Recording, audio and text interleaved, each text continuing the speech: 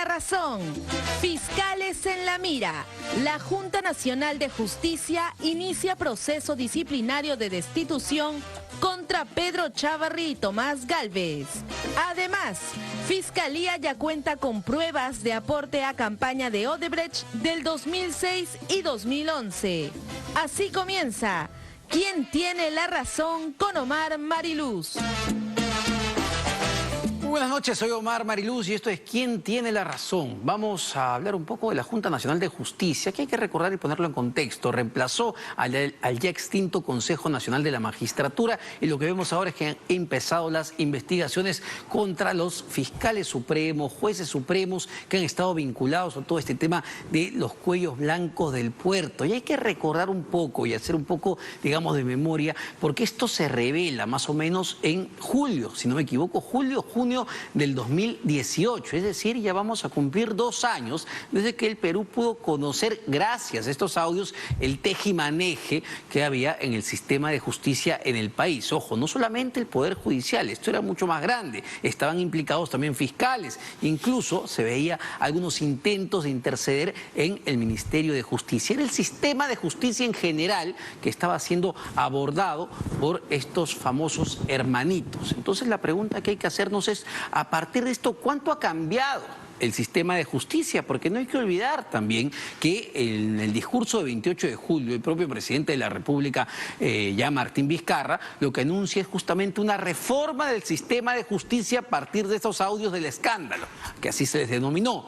Efectivamente, la Junta Nacional de Justicia nace a partir de esa reforma que propuso la Comisión Wagner.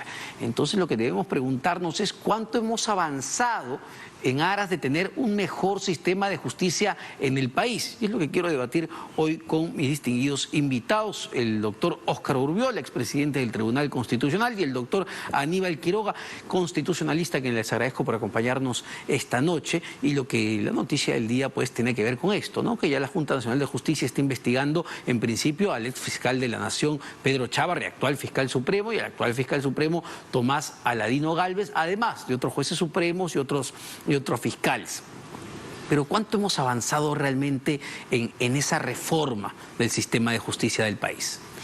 La Junta Nacional de Justicia es uno de los aspectos involucrados en la reforma del sistema de justicia, que lamentablemente ha tenido un atraso en la elección de los 7 miembros que hoy conforman la Junta Nacional de Justicia, y recién estamos viendo, después de 45 días de su instalación, unas decisiones importantes como el inicio de las investigaciones y los procesos disciplinarios a los fiscales supremos y algunos jueces supremos que están involucrados en el famoso caso los cuellos blancos del puerto.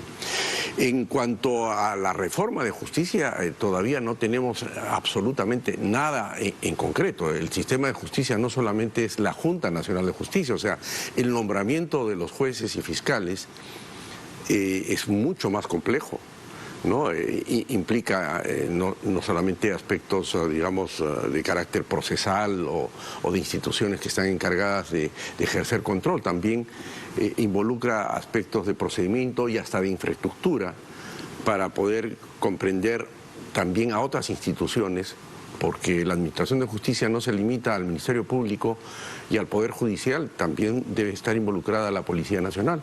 Claro. Hemos visto hoy, en estos días, ¿no?, que después de 4 años... El caso de esta joven. De esta joven, y esa es parte de la Administración de Justicia. Entonces, creo que ese es un buen ejemplo para que pensemos en una verdadera reforma que involucra más allá de lo que es solamente la elección de jueces y fiscales. Y eso es clarísimo, ¿no? Es decir, la Junta Nacional de Justicia, claro que era importante reformar lo que era el Consejo Nacional de la Magistratura.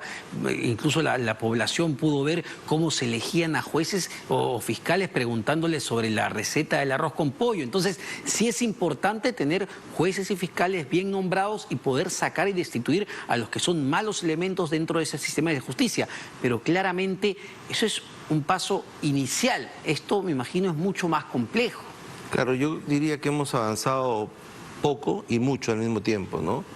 Poco porque el sistema de justicia es mucho más complejo y porque evidentemente se requieren muchas otras cosas, como por ejemplo el tema de la provisionalidad en la Corte Suprema, que es un tema que es un escándalo a gritos, pero que nadie toca. ¿Qué es la provisionalidad en la Corte Suprema?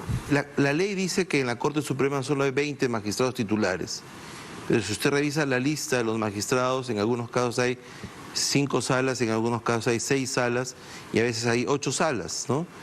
Si cada sala está compuesta por 5 magistrados y hay 8 salas, 5 por 8, 40. Quiere decir que hay 20 titulares y 20 provisionales. Los provisionales son magistrados de la Corte Superior que son traídos a la Corte Suprema con un oficio del presidente de la Corte Suprema. Eso se mantiene hace 20 años. Quiere decir, en buen romance, que tenemos una Corte Suprema provisional, una justicia provisional. Y los magistrados se ofenden cuando uno le dice esto.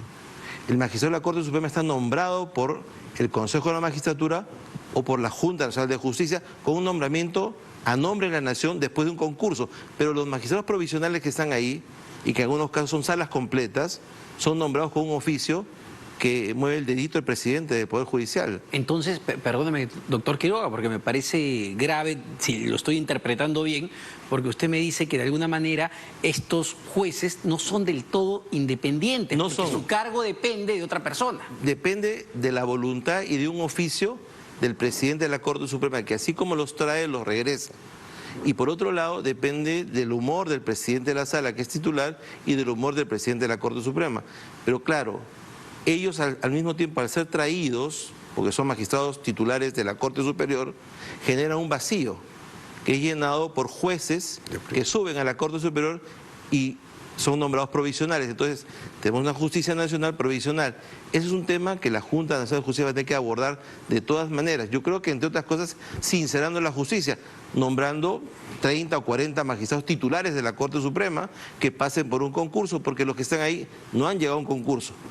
Pero por otro lado, yo creo que se ha avanzado mucho, porque se ha nombrado una Junta Nacional de Justicia bastante buena, muy buena, excelente, diría yo, que ya empezó su trabajo con mucha fuerza y que ha empezado para iniciarse procesando los casos más importantes del Ministerio Público de la propia Corte Suprema, entre ellos magistrados que están cuestionados, incluyendo al propio doctor San Martín, que es todo un ícono en la Corte Suprema, pero que también tiene una llamada al magistrado Ríos cuando estaba en funciones y que tiene que responder por eso, porque nadie tiene corona y se supone, ellos mismos lo dicen, que todos somos iguales ante la ley. Y los magistrados del Ministerio Público que también son cuestionados permanentemente y que han generado un impasse grave. Quizá los más polémicos ahí son pues Pedro Chávarri, ¿no? Porque vimos incluso entrando esta oficina deslacrada y se generó todo un problema. Desde el punto de vista, no sé, doctor Urbiola, Pedro Chávarri y Tomás Saladino Gálvez ya no deberían estar o ser parte de la Junta de Fiscales Supremos, o todavía esto tendrá que investigarse y no sé, tomar los plazos que tenga que tomar. Esto lo va a decidir la Junta Nacional de Justicia y debo recalcar, Omar, que la Junta Nacional de Justicia en este comunicado ha separado los procesos y hay un proceso disciplinario inmediato que es en el caso de pruebas casi contundentes o incluso de flagrancia que podrían dar lugar a una resolución de destitución. Fulminante. Es fulminante. Es decir, para que la gente lo entienda mejor, cuando hablamos de estos casos disciplinarios inmediatos, donde están Martín Alejandro Hurtado Reyes, juez supremo, Tomás Saladino Gálvez Villegas, fiscal supremo, Aldo Martín Figueroa Navarro, juez supremo, y Pedro Gonzalo Chávarri Vallejo, fiscal supremo, estamos hablando de casos que ya las pruebas son proceso disciplinario contundentes. Mire lo que dice el artículo 72. Excepcionalmente se puede prescindir de la investigación preliminar y disponer el inicio del procedimiento disciplinario inmediato por resolución del Pleno, debidamente motivada, producido alguno de los siguientes supuestos. A.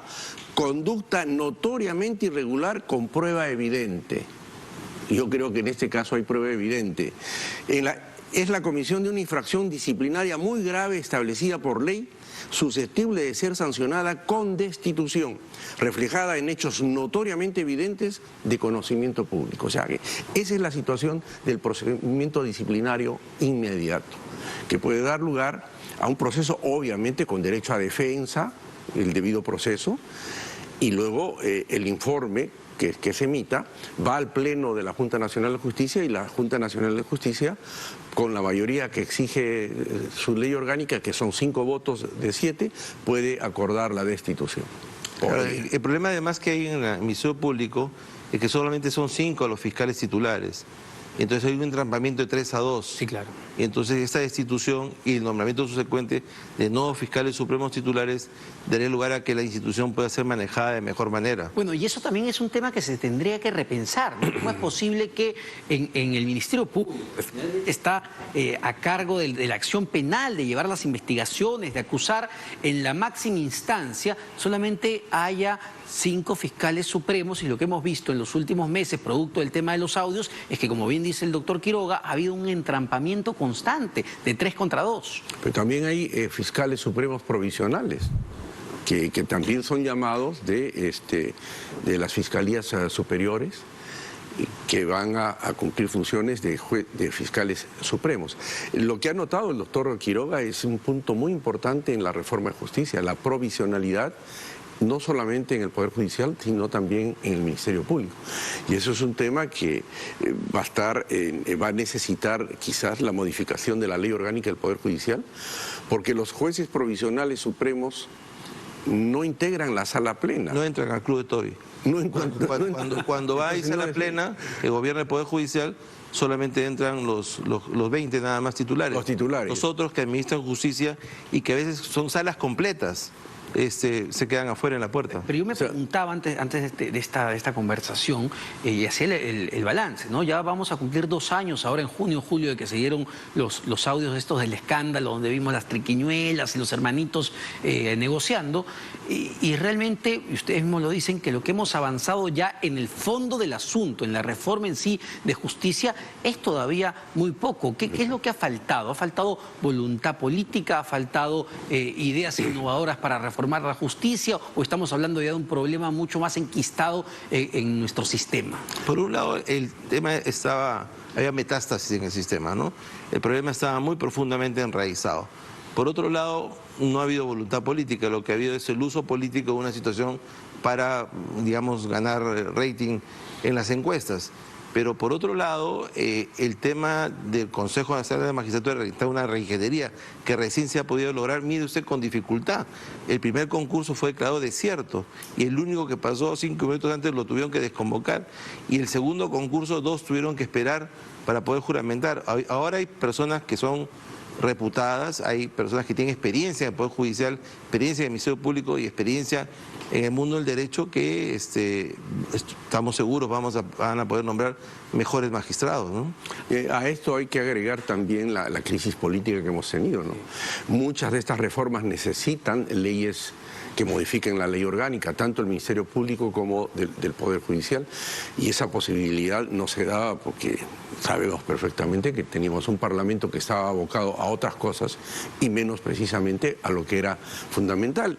Y a esto también hay que agregar el enfrentamiento entre el Ejecutivo y el Legislativo, que también nos ha distraído de los temas tan importantes, ¿no? ¿Tienen confianza que este Parlamento, el que se va a instalar ahora en marzo, pueda y sobre todo tenga el tiempo, que es importante, de poder abordar una reforma de justicia integral y ojo, con los plazos que también me imagino esto amerita, porque la cosa tampoco es ir al caballazo y al corre-corre por aprobar cualquier cosa? Esto se tiene que debatir, discutir para llegar, digamos, al punto exacto, ¿no? Mire, Omar, antiguamente se nombraba una comisión revisora de la ley orgánica del Poder Judicial, que no solo estaba integrada por congresistas, era una de las últimas comisiones revisoras de la ley orgánica del Poder Judicial que yo integré, estaba conformada por representantes del Poder Judicial en todos los niveles, supremos, superiores y de primera instancia, del Ministerio Público, ¿no? Y también había representantes de la Cámara de Diputados, de la Cámara de Senadores. Era una comisión revisora que trabajaba permanentemente y que propuso las modificaciones a la ley orgánica del Poder Judicial. Yo creo que ese sistema de trabajo se tiene que retomar, incluso incorporando a la academia, porque creo que eso es importante, Aníbal. Sin duda, Carlos. Pero yo diría que, digamos, la confianza sobre ese nuevo Parlamento es relativa, ¿no? Yo creo que el presidente Vizcarra ha hecho un flaco favor con con esas elecciones, ¿no? Porque ha destapado una olla en donde en primer lugar tenemos a un espectro que es el tema de Antauro, que nadie sabe qué va a pasar, a una cosa rara que es el FREPAP, los pescaditos. Es una incógnita. Es una incógnita absoluta. Claro, el ex primer Solar dijo que estas elecciones se habían refrescado. Imagino que se refería a los pescaditos, ¿no? Y por otro lado, una locomotora que es Urresti, con 500.000 de votos preferenciales que nadie sabe hasta dónde van a poder parar. Pero también este Congreso sabe que viene de un Congreso deslegitimado y con mucha mala percepción en la población. Tienen que unirse para por lo menos sacar algún tipo de reforma esencial. El tema de la justicia nunca ha sido un tema esencial para el Estado. La justicia ha sido siempre la cenicienta del Estado, porque todo el mundo ha querido capturar la justicia para usarla políticamente. Esperemos... Es la base de la sociedad. Esperemos que este nuevo Congreso tenga algún tipo de interés real y legítimo sobre la reforma de la justicia. Ahora, una última pregunta a ambos que ha generado debate a partir de la entrevista que hizo nuestro amigo Jaime Chincha, el presidente de la República, justamente en este estudio, ¿no? Y el presidente le dice que él no era jefe de Estado, él era el jefe de gobierno. Y de inmediato Jaime pues le lee la Constitución y le dice, no señor, usted es jefe de Estado. ¿Qué ha pasado ahí con ese debate? Bueno, es que el presidente Vizcarra no comprende el sistema político que tiene el Perú, y no es de ahora, desde prácticamente su fundación. Es un sistema democrático presidencialista parlamentarizado, donde el presidente de la República tiene varias calidades.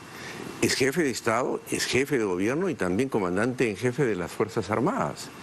Entonces, él tiene que comprender que como jefe de Estado tiene que preservar las instituciones de la democracia. Y como la Constitución y nuestro sistema también le da la calidad de jefe de gobierno, ese es uno de los aspectos que precisamente lo expone al presidente de la República como jefe de Estado a todas las críticas cuando el gobierno no funciona. En otros sistemas, como por ejemplo la monarquía democrática de España, ¿no? El jefe de Estado es el rey, el monarca. Ese es el jefe de Estado, que prácticamente es intocable y preserva las instituciones del sistema democrático. Y el jefe de gobierno, que es elegido por el Parlamento, es el que va a recibir todos los palos y todas las críticas y tiene que empeñarse por hacer un buen gobierno. Yo creo que ha habido un terrible gafe que desnuda la ignorancia constitucional del presidente, dicho esto con todo respeto, porque a lo que ha dicho Oscar hay que añadir una cuarta cualidad que tiene el presidente. De acuerdo a lo que dice el texto de la Constitución, que últimamente se interpreta como un chicle, es jefe de Estado, es jefe de gobierno, es comandante supremo de las Fuerzas Armadas y personifica a la nación. Sí. ¿No? Eso no quiere decir que va a intervenir en los otros poderes. Él está obligado a respetar el equilibrio de poderes, pero es jefe de Estado. Pero si el presidente de la República no comprende que es jefe de Estado, realmente poca visión constitucional tiene. Ahora podemos entender por qué entonces saca interpretaciones como la negación fáctica o esta apresurada disolución. El Tribunal Constitucional finalmente le dio la razón. Sí, pero porque ya trabaja sobre leche derramada y sobre una situación que ya estaba dada y porque retroceder era peor. Pero este resultado, ¿quién podría aseverar que este resultado electoral es mejor que lo que había antes, ¿no?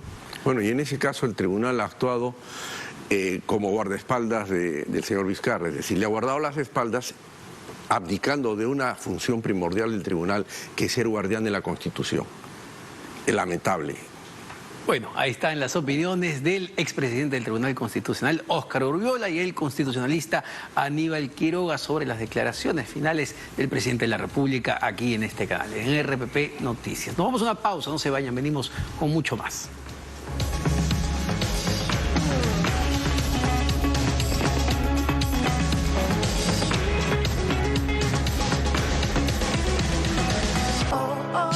Travel en Despegar. ¿Quieres viajar? Esta es tu oportunidad. Hasta el 24 de febrero, viaja a tus destinos favoritos con hasta 15% de descuento en muchos de nuestros productos, pagando con estas tarjetas de crédito o en efectivo. Travel en Despegar. Despegar. Vivir viajando. La disfunción eréctil y la eyaculación precoz tienen tratamiento. Llame y separe su cita médica al 01748-1900, bostonmedical.la. En el mes del amor y la amistad, descubre los secretos y la historia que guarda nuestro país junto a la persona que más amas. En Radio Felicidad te regalamos un pasaje doble a cualquier destino de nuestro país. 1. escucha tu Radio Felicidad. 2. Pon atención al dato del día de Conociendo a Nuestro Perú. Sigue los pasos y podrás ser uno de los 3 afortunados ganadores. Anímate, participa y gana Conociendo a Nuestro Perú, porque así premiamos su sintonía. Gracias a Radio Felicidad, la música de tu vida. ¡Chao! Con Santilás, paré pintando. Santilás, rindiendo. Paré manchando. Paré lavando. ¡Wow! Santilás dorando. Santilás, recomendando. Santilás, más la lavas, más la linda poniendo. Pinta con Santilás, más la lavas, más linda se pone. ¿Quieres viajar a Madrid? Hazlo con el Travel Sale de Despegar. Compra tu vuelo directo y con maleta a Madrid desde $699. Exclusivo desde la app, pagando con tarjetas de crédito BBVA y o Mastercard. Travel Sale en Despegar. Despegar. Vivir viajando. Cuando cae la noche, nos preparamos para recibir a los protagonistas que han hecho noticia durante el día. De lunes a viernes, RPP Televisión tiene la mejor programación para mantenerte informado. A las 7, nada está dicho. Mi nombre es Jaime Chincha y en el Perú de hoy nada está dicho. A las 8, las claves del día. Bienvenidos a las claves del día, soy Tatiana Alemán. Y a las 9, ¿quién tiene la razón? Soy Omar Mariluz y esto es ¿Quién tiene la razón? RPP, Canal 10 y 710 en HD de Movistar TV. Confianza por todos los medios. Radio Corazón me hace boom, boom, boom. Los mejores consejos siempre te vas a encontrar. Las mejores baladas siempre aquí vas a escuchar. Boom, boom, boom, tú eres especial. Historias de amor te van a acompañar. Porque Radio Corazón es única como tú.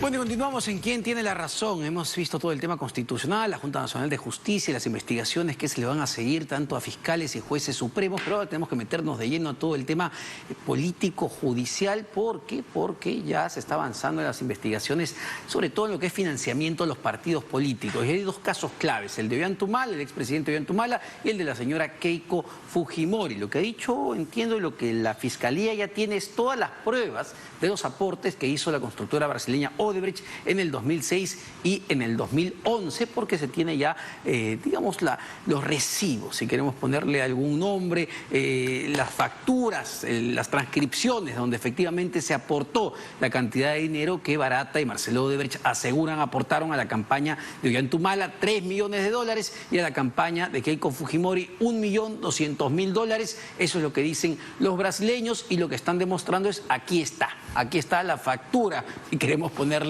un nombre. Pero justamente les pedimos que participen con nuestras redes sociales en la pregunta del día, y la pregunta es la siguiente, ¿no? Caso Keiko Fujimori. Juliana Loza acusó al Ministerio Público de no medir con la misma vara a todos. ¿Estás a favor o en contra de esta declaración? Y ahí pueden votar, por favor, para ver si desde su punto de vista se está midiendo el equipo espacial Lavallato, más allá de sus errores o de sus aciertos, le está dando con palo a todos por igual, o está midiendo, digamos, con varas distintas. Quiero presentar a mis 2 distinguidos invitados, Romy Chan y Carlos Rivera, abogados penalistas, a quienes les agradezco por acompañarnos esta noche. Y tenemos unos tweets, además de Juliana Loza, porque el caso de Keiko es interesante porque está en todo un proceso de apelación, ¿no? Y lo que ha pasado, lo que ha hecho el equipo especial Lavallato, de alguna manera, es detener o apelar y decir que su apelación es extemporánea y por eso debe quedar inválida. Y Juliana Loza dice que esto es casi una persecución que se están ensañando con Keiko Fujimori. ¿Cuál es tu opinión, Romy? Bueno, lo que pasa es que es un caso bastante singular, ¿no? Y yo digo bastante singular porque, insisto, nos vamos quedando en el tema de la prisión preventiva, en discutir si procede o no, si hay peligro de fuga o no, si hay elementos, pero no se siente que realmente el caso avance en lo que respecta al fondo. Puede ser que sí, que hayan elementos, hay un tema interesante en discusión, pero lo cierto es que en el tema penal lo importante es el fondo del caso, es poder llegar a acusaciones, poder pasar a juicios, poder ser todos los peruanos y todas las peruanas testigos de lo que se pueda actuar en un juicio que además es público, ¿no? Y eso ahí nos quedamos cortos, ¿no? Es decir, la impresión que da, y ahí me podrá discutir el doctor Rivera, la impresión que da es que el equipo especial Lavallato está más interesado en meterlos a la cárcel, a los políticos, a Keiko, al expresidente Humala, a PPK, que ir al tema de fondo, la acusación de fondo, que es el tema supuesto lavado de activos. Buenas noches, Omar. Buenas noches, Romy. Mira, en este asunto yo creo que, no sé si hablar de un exceso en términos del celo del Ministerio Público para impedir una apelación. Yo, te soy sincero, leí algunos tweets de Juliana Loza, me quedé satisfecho en términos de la explicación que daba de que ella había cumplido con presentar en el día y cumpliendo los mecanismos procesales correspondientes la apelación. Creo que no hace bien el Ministerio Público de centrarse de manera... Una cosa formalista. Persistente en un asunto estrictamente formal, ¿no es cierto? En un asunto que el Ministerio Público creo que lo ganó de manera adecuada, ¿no es cierto? En un debate bastante largo en realidad, ¿no es cierto? En el que creo que una de las fortalezas del Ministerio Público, y aquí acudo a responder tu pregunta, fue justamente acreditar que tenía más evidencia, más elementos de convicción de la Comisión de Derecho Electivo de los que se discutieron en octubre del año 2018 cuando se dio la primera prisión preventiva. Creo yo, y ahí coincido con Romy, en el sentido de que el Ministerio Público me parece que lo sensato sería perfilar sus baterías y el esfuerzo de su desempeño en cumplir lo que el fiscal Vela Barba dijo hace algunas semanas. Primero señaló que la acusación se presentaba la primera o segunda semana de febrero, y eso no es cierto. Luego ha hecho un cálculo mucho más, creo, mucho más sensato y ha señalado que se presentará en el mes de abril. En fin, ojalá que eso sea así. Hay una pericia de por medio. El problema, y ya, a ver, cuando se dieron estos casos, claro, todo el mundo empezó a aplaudir porque uno decía, Odebrecht es una empresa corrupta que le ha dado plata a estos políticos desgraciados que nos han visto la cara. Y todo el mundo aplaudió porque se iban a prisión preventiva. Pero ya, ¿cuántos años han pasado de eso? Y seguimos pateando la acusación y pateando la acusación. Y no estamos hablando de cualquier cosa. Pueden ser líderes políticos, pueden ganarse, digamos, la animadversión de la población. Pero son seres humanos que no tienen una acusación hasta el momento y están en la cárcel. Sí, o sea, yo ahí sí considero que, creo que cuando tú tienes muchos casos y tienes además casos complejos, tienes que empezar en tu estrategia de cada caso en concreto, medir fuerzas. ¿Y qué significa eso? Aprovechar adecuadamente los recursos. Entonces yo sí siento que acá hay un ensañamiento, por así decirlo, con solo el tema de la prisión preventiva, pero no sobre el tema de fondo, y que finalmente hace que se terminen quitando recursos importantes para lo que sí es importante, que es este tema de la acusación. Y además, ojo, recordemos que ni siquiera es nada más febrero, ya antes habían dicho que iba a ser en diciembre. Sí. De diciembre pasamos a febrero, de febrero ahora a abril, y de abril realmente llegaremos a abril, tomando en cuenta que, por ejemplo, en el caso Heredia, la acusación no es que se presenta y ya está aprobado la noche a la mañana, se devolvió 3 veces para ser subsanada. Y tomando en cuenta también que el juicio, de acuerdo a la complejidad del caso y a la cantidad de personas involucradas y las pruebas que hay que actuar, y aportantes y personas que han desfilado para dar sus declaraciones, puede tardar muchísimo tiempo también. Entonces, ¿cuántos años tienen que pasar para que realmente podamos saber definitivamente si se cometió o no se cometió un delito? Ahora, lo que también nos hace pensar, Carlos, de la solidez del caso en sí mismo, porque claro, tenemos a una fila de falsos aportantes, los pitufos, tenemos a empresarios que dicen, sí, mira, yo le daba plata a estos candidatos, ¿no? Han salido los constructores también a decir que le dieron plata a Keiko Fujimori, declaraciones por todos lados. El caso parece impresionante, parece redondo, pero ya en el fondo del tema volvemos a la vieja discusión de si efectivamente dar dinero a los políticos de parte de las empresas en ese momento constituía lavado de activos o no. Entonces, con estas demoras en la acusación, pareciese que el caso no era tan sólido como pensábamos. Mira, yo esperaba que esa discusión de manera intensa se dé en el control de acusación del caso Humala, Heredia, ¿no es cierto? Fue un control de 5 meses, ¿no es cierto?, en el que no sé por qué razón, ni la Fiscalía planteó ese como un tema sustancial, y creo que tampoco las defensas del caso Humala Heredia terminaron de centrar el debate de esos 5 meses sobre ese asunto tan central. Finalmente, ese control de acusación fue aprobado por el juez Concepción Carhuancho, Estamos a la espera de una fecha de inicio de juicio y va a ser el primer juicio oral importante de los políticos, ¿no es cierto? Y creo que ese va a ser el mismo tránsito del caso Fujimori. Desde mi punto de vista, para la tesis inicial del Ministerio Público, el Ministerio Público me parece que había, de manera solvente, había acreditado la comisión del hecho delictivo. En el último momento, ¿no es cierto?, en este último debate del último pedido de prisión preventiva, me parece que la Fiscalía opta por otra estrategia, no solamente de incorporar otros hechos delictivos particularmente graves como el crimen organizado, sino a partir de este pedido de la pericia, ¿no es cierto?, sobre los bienes y ingresos patrimoniales de Keiko Fujimori. Me parece que la Fiscalía está intentando postular otra tesis de investigación, es decir, el hecho de que, oye, tú si no sustentas un trabajo, si no sustentas el hecho de que radicas o no y tienes bienes lo suficientemente que sustenten ingresos, por lo tanto, ese es un modus operandi de un lavador de activos. Ya, pero me parece que ahí están desarrollando otra tesis para el caso. Pero y eso seguramente... es correcto, o sea, en el sentido de que, a ver, yo en principio te acusaba por esto, pero, creo que no se va a poder, pero te busco otra cosa por qué acusarte entonces. ¿Eso es correcto? Mira, procesalmente es correcto, o sea, la Fiscalía tiene el control de la investigación, está en la etapa en la que se puede hacer eso.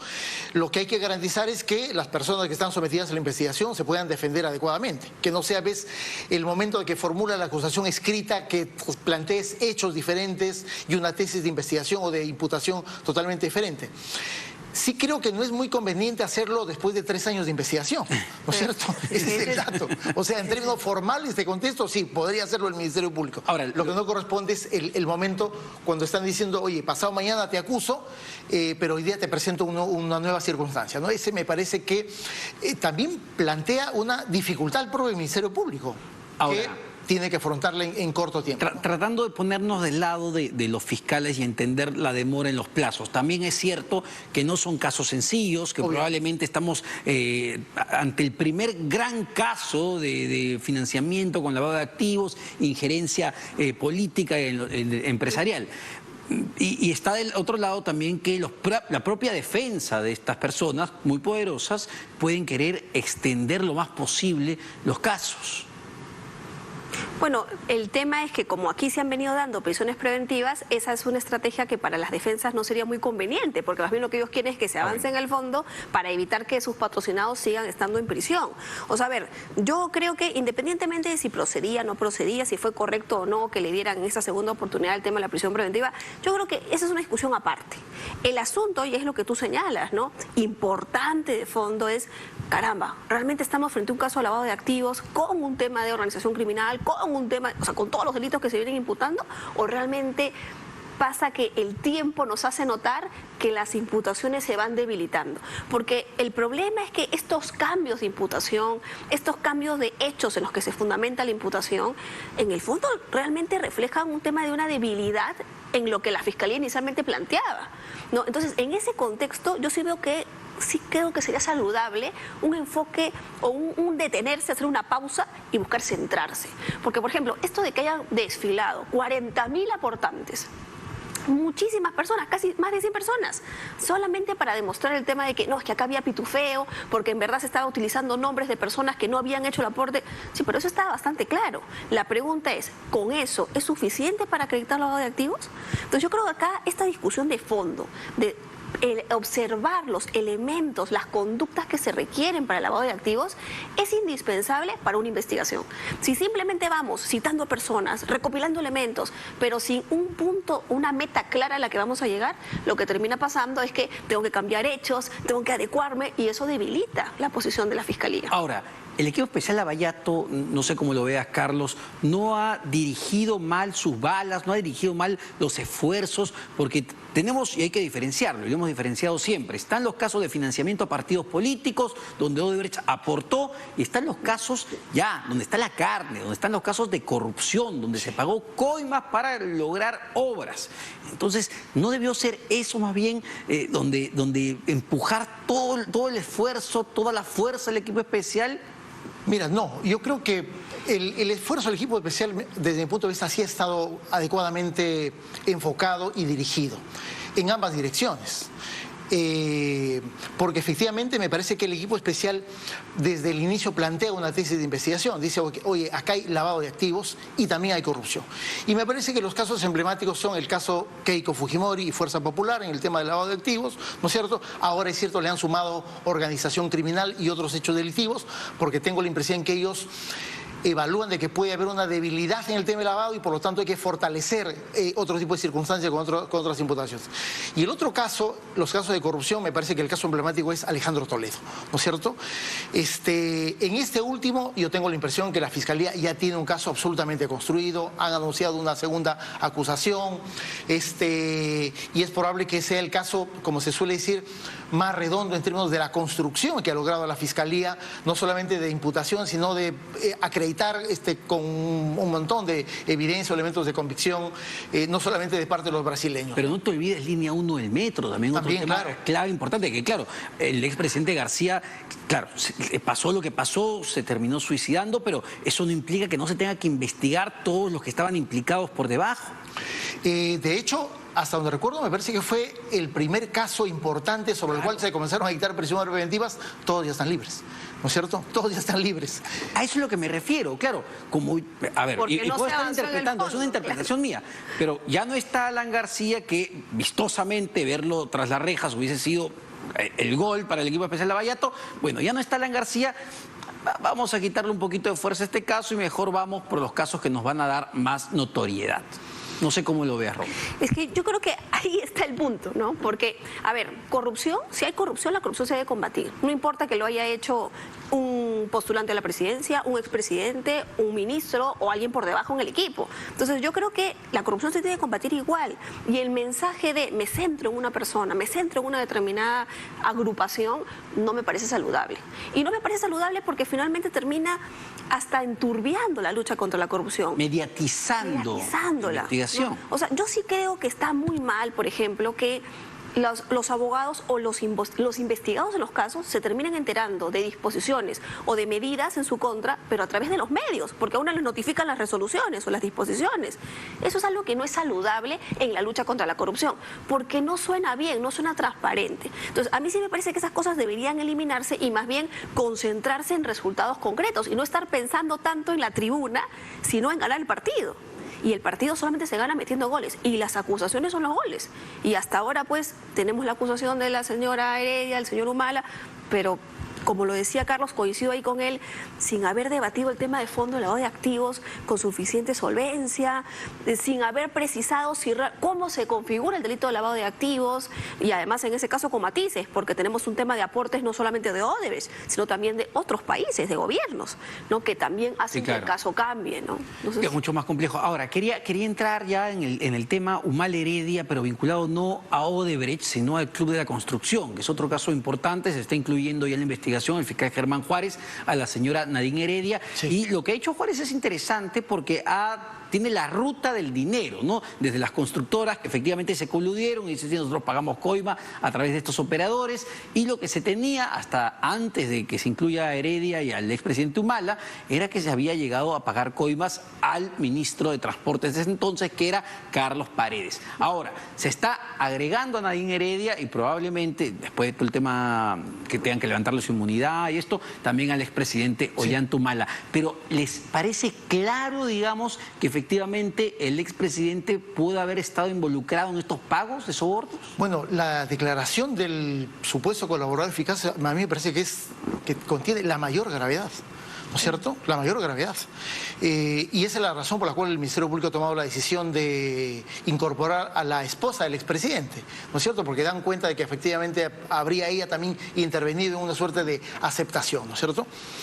Ahí hay una circunstancia que a mí me parece particular, no es cualquier persona, sino aparentemente una persona estrechamente vinculada a la pareja Humala Heredia, ¿no? Bueno, por las declaraciones, lo digo yo, por las declaraciones, ¿cierto? Evidentemente José Paredes, pues, ¿no? Sí, sí, y eso es lo que me parece que no solamente da cuenta de una declaración con ribetes de extrema gravedad, sino aparentemente también con ribetes de detalles que han convencido al Ministerio Público que es imprescindible ampliar la investigación para comprender a otras personas. Ya lo ha hecho con la ex primera dama y en el caso del presidente, obviamente hay que cumplir un procedimiento de carácter constitucional cuando el Congreso se instale, pero desde mi punto de vista va a ser comprendido en los próximos, no meses, sino yo diría semanas. Por lo tanto, se ha complicado sustancialmente la situación legal de Humala. Él siempre decía, oye, mira, su tesis de defensa era simplemente nos están enjuiciando, procesando por los aportes de campaña, pero no hemos cometido ningún hecho de carácter corrupto. Bueno, acá hay un primer hecho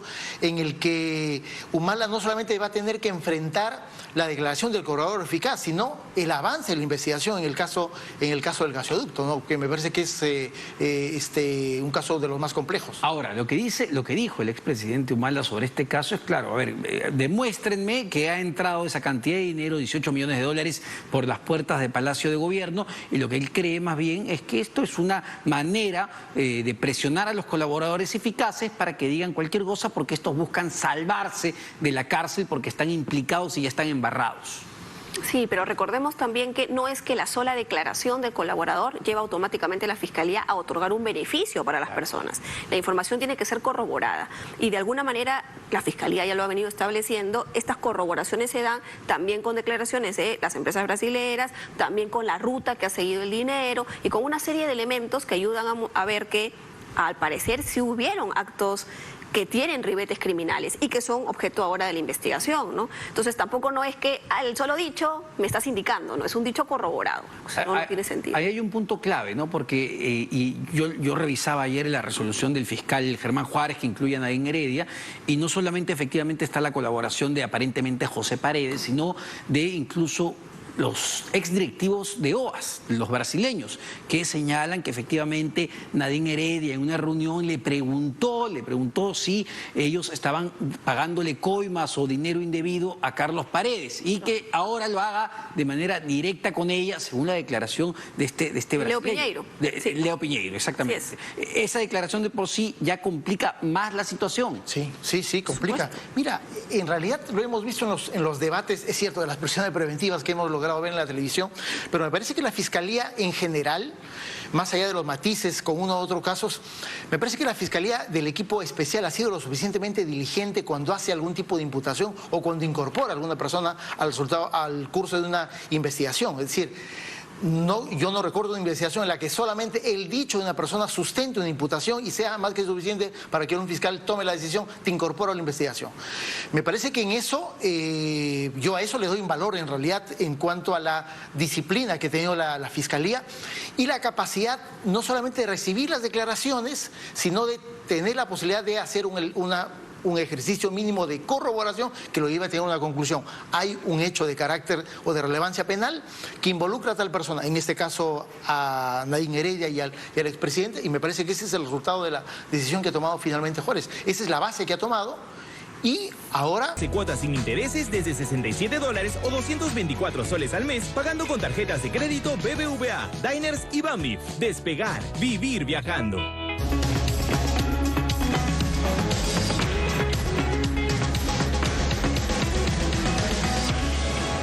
Bueno, y seguimos en ¿Quién tiene la razón? ¿Qué está pasando con el precio del dólar? La gente probablemente está yendo a comprar o vender dólares y se han percatado de que está un poco más caro, sobre todo para aquellos que tienen su deuda en dólares y todos los meses tienen que estar comprando. ¿Qué está pasando con el dólar? ¿Y qué tiene que ver el famoso coronavirus en todo esto? Y uno dice, bueno, el coronavirus, esta enfermedad de los chinos por comer cosas raras, el pangolín y este animalito extraño, pero esto está afectando también la economía y la pregunta es cómo puede afectar no solamente al dólar, sino cómo puede afectar o terminar afectando a la economía peruana. Para hablar de eso estamos con Melvin Escudero, economista, a quien le agradezco por acompañarnos esta noche. Y en principio, Melvin, explícanos así bien en simple, ¿qué tiene que ver el dólar con el famoso coronavirus?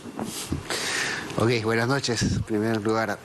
La verdad es que en economía todo está interconectado y ahora como los mercados internacionales y globales dependen e interdependen entre ellos, algo que puede ser percibido como positivo o negativo en la otra parte del mundo puede afectar obviamente a Latinoamérica. Esto es un fenómeno bastante usual últimamente y especialmente cuando hay eventos negativos, ¿no? Esto lo que se conoce como cisnes negros, ¿no? Algo que los mercados no esperaban. La gente se pone nerviosa y sale a los mercados a vender y eso genera, digamos, una aversión al riesgo. No, y los chinos, me decían, están totalmente asustados por lo del coronavirus, e incluso el corresponsal que está allá de RPP comentaba un día que hay una sensación de psicosis, de preocupación de que esto se expanda, la gente no está saliendo de sus casas, y entiendo que esto está afectando ya la producción en China. Claro, y las cuarentenas, digamos, son bien inusuales, especialmente si es un país tan grande como China, ¿no? Estamos hablando de regiones completas donde literalmente 200, 500 millones de personas no están yendo a trabajar, ¿no? Entonces esto va a afectar definitivamente el crecimiento de China. Para que notes un poco lo que está pasando y dónde está el miedo, a inicios de año todos proyectaban que los mercados emergentes liderados por China iban a recuperarse significativamente porque venían ya golpeados de un ciclo de más de 5 años que no era favorable, que había hecho que los mercados americanos y europeos batieran récords internacionales en acciones y en bonos, pero los mercados emergentes estaban rezagados. Entonces todo el mundo apostaba por invertir en Asia emergente, en Latinoamérica, en África, y de repente surge lo del coronavirus y todo el mundo empieza a pensar, ¿y qué va a pasar? ¿Por qué? Porque si China empieza a crecer menos, se estima, obviamente hay escenarios moderados y pesimistas, los más alarmistas son los pesimistas, yo me quedaría en este momento todavía en un escenario moderado. Se estima que el crecimiento de China podría reducirse del estimado inicial para el 2020 de 5.9% de PBI, probablemente a un 5.6, 5.5. Esa caída, que parece pequeña, afecta obviamente de alguna manera el consumo de los principales productos de materias primas, claro, en particular Melvin, el cobre, ¿no? Y ahí muchos te van a decir, bueno, pero a ver, Melvin está hablando de China y eso a mí qué, porque yo soy el Perú y China está muy lejos. Claro, pero tenemos una conexión que está vinculada respecto a nuestras exportaciones tradicionales, los metales, y también respecto a lo que pasa en el comercio internacional. Y financieramente el miedo, obviamente cuando la gente vende en mercados emergentes, vende China, vende Brasil, vende México, vende Perú también. Claro. Y ahí la conexión de Perú en América Latina, uno se dice, ¿cuáles son los países más expuestos a China? Y la respuesta es muy sencilla. Primero Chile, porque es el mayor productor de cobre, por tanto el mayor exportador hacia China, y segundo es Perú. Ajá. Tercero Brasil, Colombia, México. México es el menos expuesto, porque México exporta muchísimo más a Estados Unidos que a China. Ahora, en el caso de Perú, estamos hablando que Perú le está exportando en total, incluyendo todos los productos, alrededor del 30% de las exportaciones totales de Perú van a China. Entonces hay un 70% que va a Estados Unidos, Europa, otros mercados. Pero a ver, no es poca cosa, ¿eh? No, claro, es un impacto importante. Simples, de cada $10 que el Perú le vende al mundo, $3 se van a China. Así es. De hecho, si China reduce su crecimiento, el crecimiento esperado de Perú, que este año, digamos, hablando con cierto optimismo, pensábamos que podía rebotar del magro 2% el año pasado a un nivel de 3 o 3,5%, con una reducción de crecimiento de medio punto de China, nosotros podemos crecer 0 este año. 0%, no, claro, no, o sea, crecer. No, 2%, pero bueno, con respecto al año pasado. Pero 2% es un crecimiento bajo. Nadie espera un 2% en Perú, ni los mercados. Entonces, si vemos que el mundo está nervioso y que el PBI de Perú puede crecer menos, ¿qué es lo que sucede? Se venden soles y se compran dólares. Y precisamente eso es lo que está sucediendo ahorita en el mercado cambiario. Cuando uno ve lentamente cómo el dólar en Perú está subiendo, pero lo que ha subido en Perú es alrededor de 2.5% en lo que va del año, 2.5%. Uno ve Brasil, 9%, uno ve Chile, 6%. Entonces, para que la gente, de manera distinta. Para que la gente lo entienda mucho más claramente, ¿no? Ante el temor de que la economía peruana no le vaya tan bien, porque a nuestro principal socio comercial, que es China, no le está yendo bien, lo que la gente empieza a hacer es comprar dólares. Exactamente. Porque siempre está en nuestra cabeza que mejor es tener billetes verdes que nuestro sol, que anda un poco débil. Claro, en particular los inversionistas institucionales y los bancos, que tienen que protegerse porque tienen posiciones muy grandes. Entonces, por eso buscan protegerse con la moneda fuerte. De hecho, en las últimas semanas ha habido una corrida mundial hacia el dólar. Esto no es solamente en América Latina, sí. En Europa, en Asia, todo el mundo se ha ido hacia el dólar. Entonces, digamos, esto ha presionado la moneda.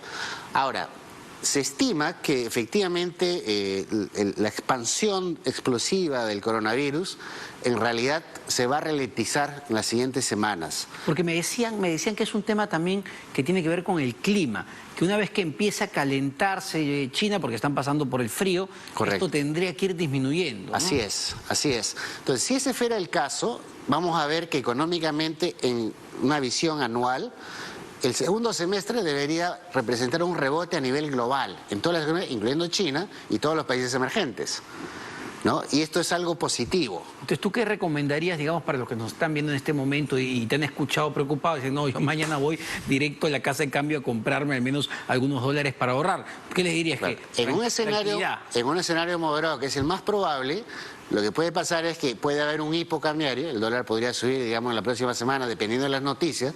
Si las noticias son alarmistas de China, probablemente se puede ir pues a 3.40, 3.45, ¿no? Pero si los mercados conservadores, en un escenario moderado, regresan a su nivel, el dólar va a volver a bajar en el segundo semestre. Un escenario pesimista, que es poco probable, pero ahí está, ¿no? Donde el coronavirus se expande y efectivamente frena el crecimiento chino y en lugar de crecer 5.5 o 5.6, China crece 5 o debajo de 5, entonces ahí estamos pensando que el PBI de Perú va a estar debajo del 2%, entonces el dólar se puede ir tranquilamente a 2.50. Pero es un escenario poco probable por ahora, entonces hay que mantener la calma, tampoco hay que alarmarse. Los fundamentos indicarían que en una situación en la cual se elimina el coronavirus, el Perú en realidad va a crecer más de lo que creció el año pasado, los mercados emergentes se vuelven atractivos y el dólar en realidad debería tender a bajar. Entonces estamos en un episodio de hipo, producto de un efecto no esperado en los mercados internacionales. Entonces lo que recomendarías es mantener la calma, no entrar en pánico, no ir a meter toda tu plata en dólares porque esto puede revertirse en el corto plazo. Así es. Ahora, siempre uno recomienda la diversificación, ¿no? Y esto depende mucho, obviamente, de qué tipo de posición monetaria uno tenga en activos y pasivos, ¿no?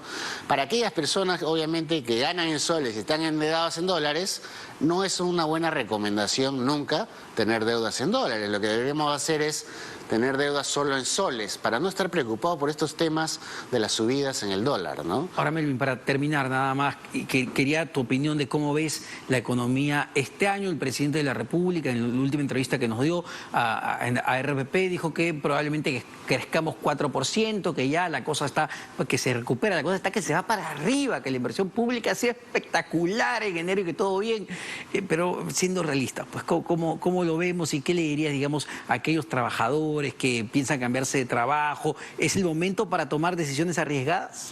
No, yo creo que estamos en un periodo justo entrando a un panorama preelectoral, que es el próximo año.